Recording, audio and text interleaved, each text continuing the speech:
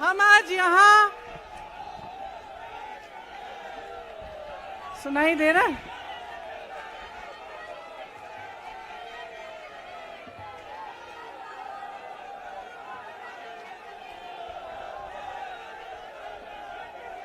सुनिए,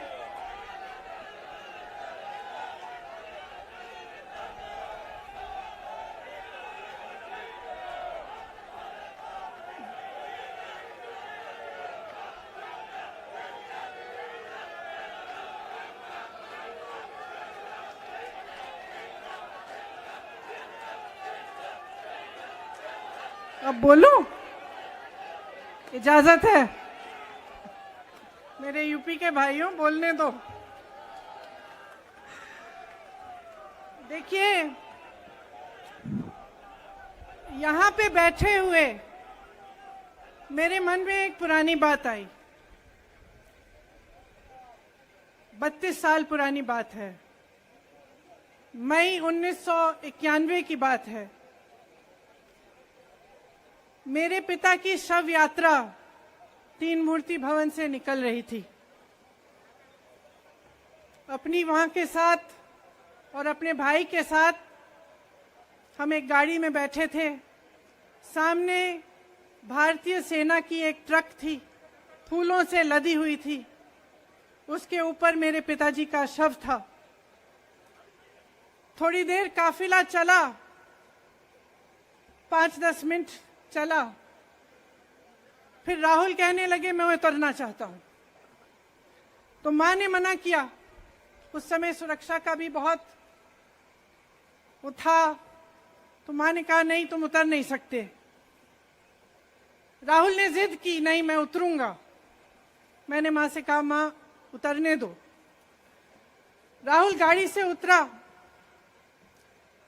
उस सेना की ट्रक के पीछे खड़ा होके चलने लगा और तीन मूर्ति से लेके कड़ी धूप में अपने पिता के जनाजे के पीछे पीछे पैदल चलते चलते चलते चलते यहां पहुंचा।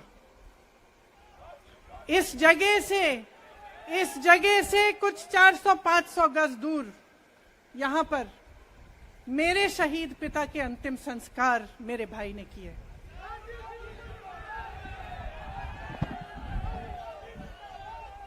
सुनिए, वो चित्र मेरे दिमाग में अभी भी है, मेरे मन में है। मेरे पिता का शव इस तिरंगे झंडे में लपेटा गया था। इस तिरंगे के नीचे मेरे पिता का शव था और उसके पीछे चलते चलते मेरा भाई यहां आया।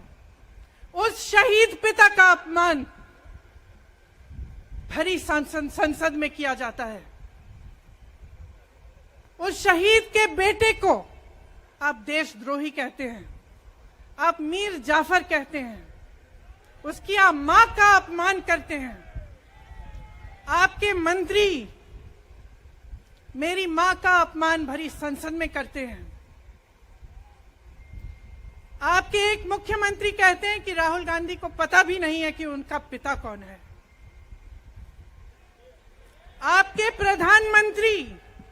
आपके प्रधानमंत्री भरी संसद में खड़े होकर कहते हैं कि ये परिवार नेहरू नाम को इस्तेमाल क्यों नहीं करता।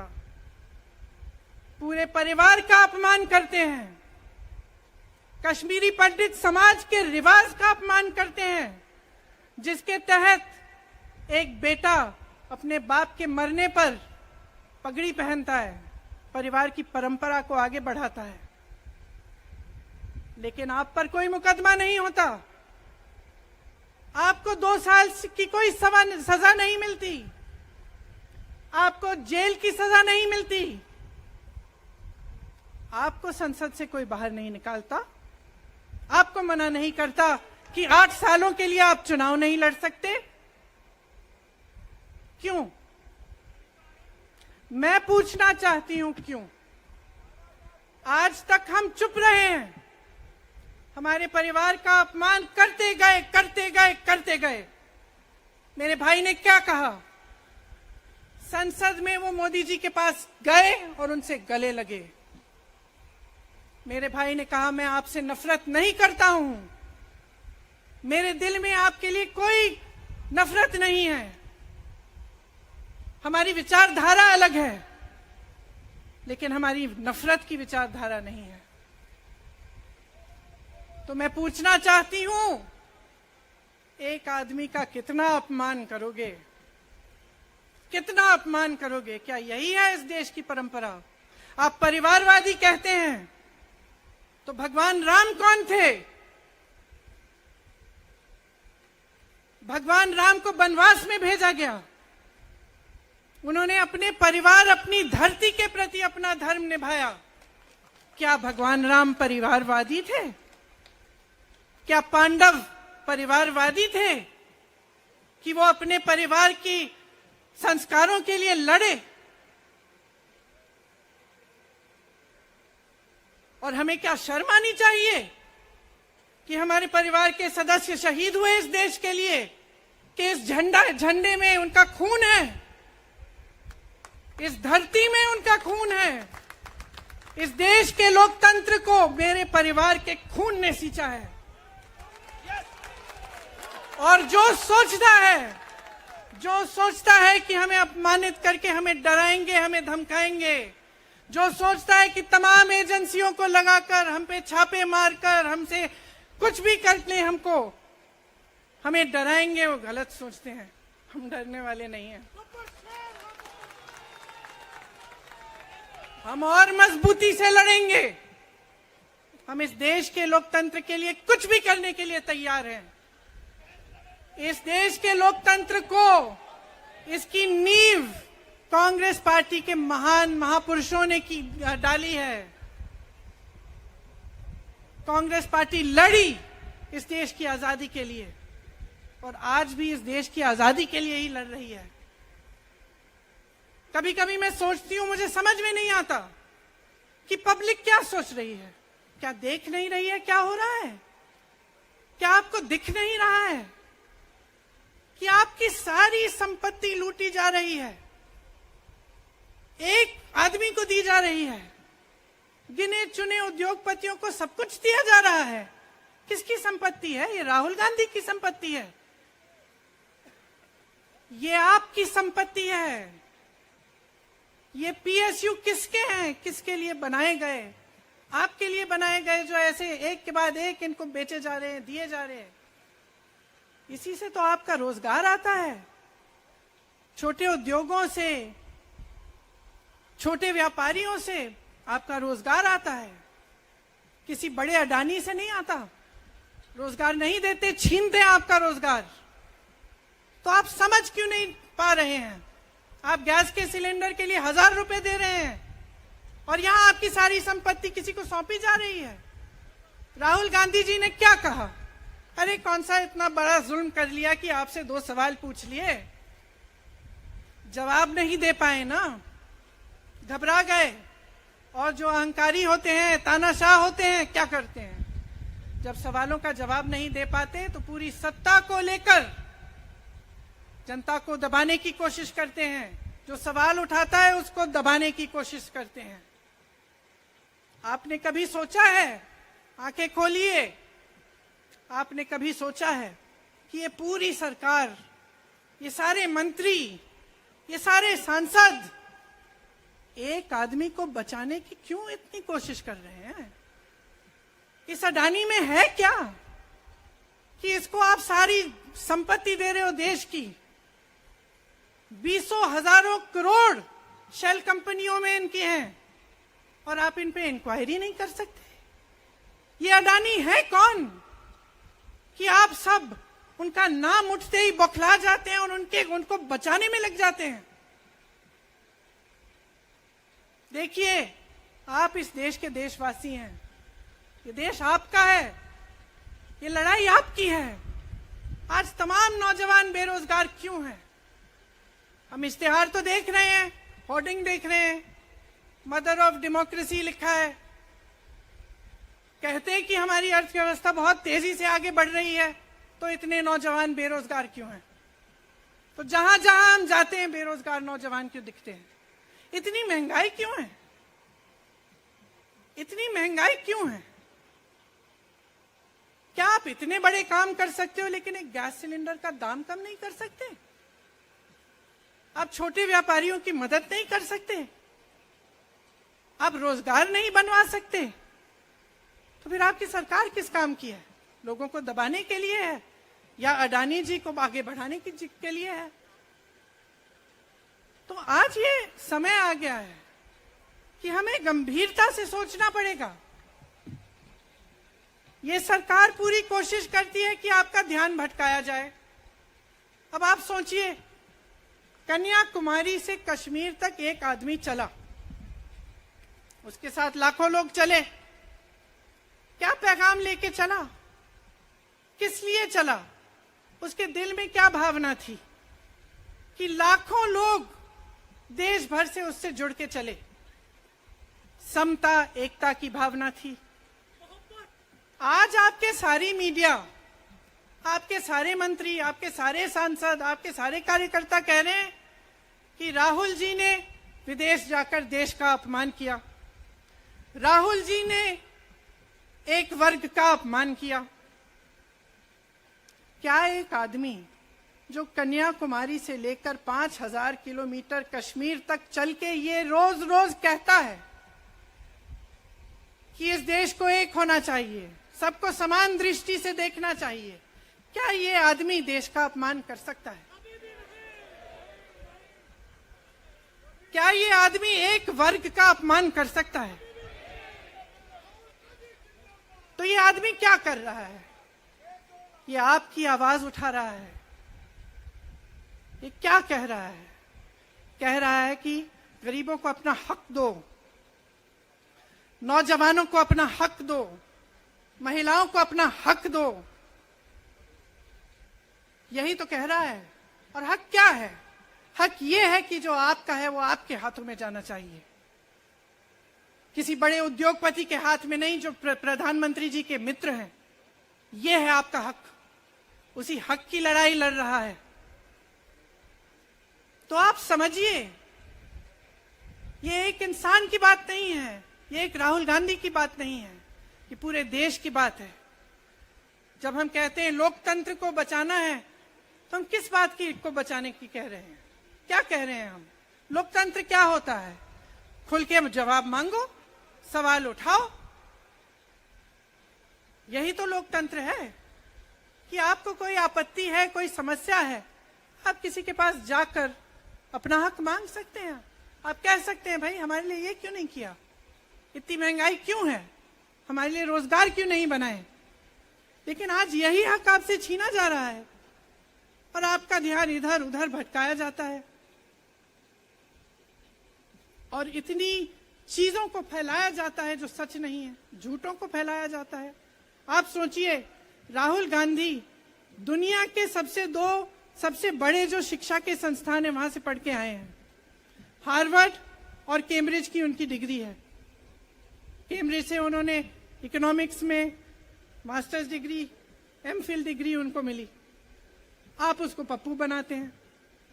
पूरे देश भर में आपकी सहायता के साथ मेरे मीडिया के दोस्तों, डिग्री आपने देखी नहीं, सच्चाई आपने देखा नहीं, उनको पप्पू बना दिया। फिर पता चला कि ये पप्पू तो यात्रा में निकल आया और पता चला कि ये तो पप्पू है ही नहीं। इसके साथ तो लाखों लोग चल रहे हैं। ये ईमानदार भी है, ये सब बातों को समझता भी है, ये जनता के बीच जा रहा है, जनता की समस्याओं को सुन रहा है, तो जनता इसके साथ चली जा रही है। तो घबरा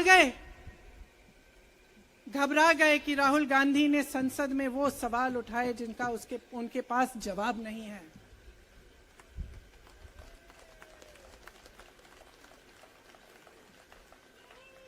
क्या किया सुन लीजिए। एक तरफ से हंसी भी आती है कि एक आदमी को रोकने के लिए इतना सारा करना पड़ा। जिस आदमी ने राहुल जी के खिलाफ सूरत में कंप्लेंट लगाई, आपको मालूम है कि पिछले साल उसने खुद कचहरी में जाके बोला इस पे आप स्टे लगा दीजिए। 1 साल के लिए अपने ही केस पे स्टे लगवाया। फिर वापस कब गए केस खुलवाने के लिए? राहुल गांधी के संसद में अडानी पे के भाषण देने के 1 हफ्ते बाद। 1 हफ्ते बाद वो आदमी वापस जाता है, कहता है केस खोल दी, सुन लीजिए अब हम तैयार हैं। 1 महीने के अंदर अंदर जज कह देते हैं कि राहुल गांधी को 2 साल की सजा मिलेगी। आपने देखा इस देश में कितने केस हैं कि जेल में 10 साल के लिए पड़े रहते हैं, उनकी सुनवाई नहीं होती। ये तो सुनवाई भी फट से हो गई, जजमेंट भी फट से हो गई, सजा भी फट से हो गई। और आपने कह दिया अगले दिन कि 8 सालों के लिए ये चुनाव नहीं लड़ सकते, संसद से बाहर कर देंगे इनको। वाह वाह वाह वाह वाह वाह, बहुत धैर्य है आप में। अरे कायर हैं, कायर है इस देश का प्रधानमंत्री। लगा दो केस मुझ पर, लगा दो केस मुझ पर, जेल ले जाओ मुझे भी, लेकिन सच्चाई ये है कि इस देश का प्रधानमंत्री कायर है।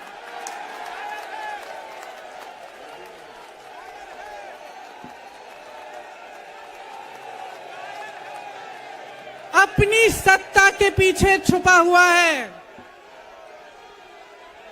अहंकारी है। और इस देश की बहुत पुरानी परंपरा है, इस देश की बहुत पुरानी परंपरा है, हिंदू धर्म की पुरानी परंपरा है कि अहंकारी राजा को जनता जवाब देती है। और इस देश की बहुत पुरानी परंपरा है कि अहंकारी राजा को ये देश पहचानता है।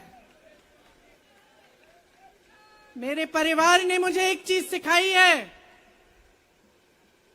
कि ये देश दिल से बोलता है और दिल से सुनता है। ये देश सच्चाई को पहचानता है। और मैं जानती हूं कि आज वो दिन है जब से सारा कुछ बदलने लगेगा।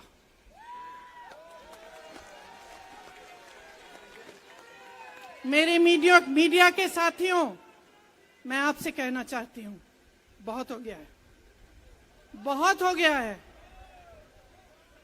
मैं जानती हूं आप पर कितना दबाव है। मैं जानती हूं कि आपको लाइन भेजी जाती है कि आज आपको ये कहना है, आज आपको ये लिखना है। लेकिन आपकी एक बहुत बड़ी जिम्मेदारी है। आज लोकतंत्र खतरे में है। अगर सरकार सवाल उठाने वाले को 8 सालों के लिए संसद से निकाल सकती है, अगर कह सकती है कि तुम्हें चुनाव लड़ने की ही इजाजत नहीं है, तो बहुत गड़बड़ है, बहुत गलत हो रहा है। और ये लोकतंत्र के लिए ठीक नहीं है, ये इस देश के लिए ठीक नहीं है। जब आप पत्रकार बने, शुरू में जब आप काम के लिए आए, तो आपके दिल में भी ये होगी बात कि देश के लिए मैं सच्चाई बोलूंगा, मैं सच्चाई बोलूंगी। आज आप बोल नहीं पा रहे हैं, हिम्मत करिए, खड़े हो जाइए आप भी। और जैसे खड़गे जी ने कहा कि तमाम पार्टियों ने आज अपनी आवाज उठाई है, उनका हम सब धन्यवाद देते हैं। और हम सबको एक होना पड़ेगा। इसलिए होना पड़ेगा क्योंकि आज ये देश खतरे में है। आज इस देश की सारी संपत्ति एक आदमी को सौंपी जा रही है और उस आदमी को बचाने के लिए पूरी सरकार खड़ी हो जाती है।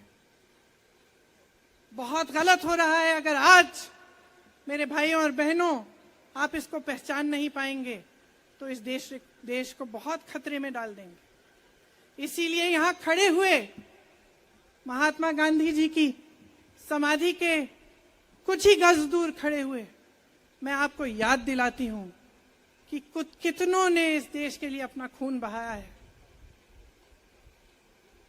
कितनों ने इस देश की धरती, इस देश की आजादी के लिए अपना खून बहाया है।